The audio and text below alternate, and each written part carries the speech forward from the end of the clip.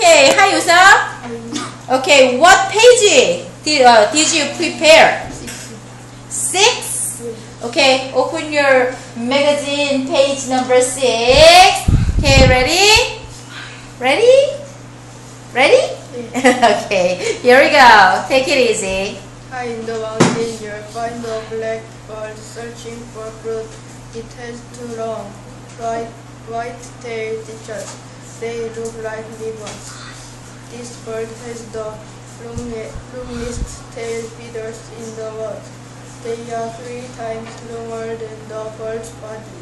You'll see a spot for the bird of paradise. In another place on the island, this blackbird leaves some of its feathers over its face.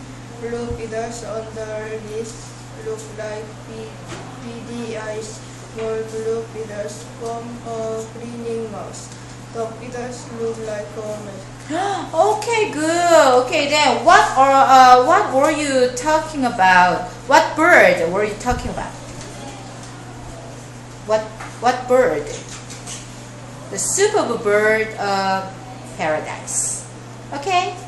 Hey, show me your face. Okay, then everybody, I have some questions. Okay.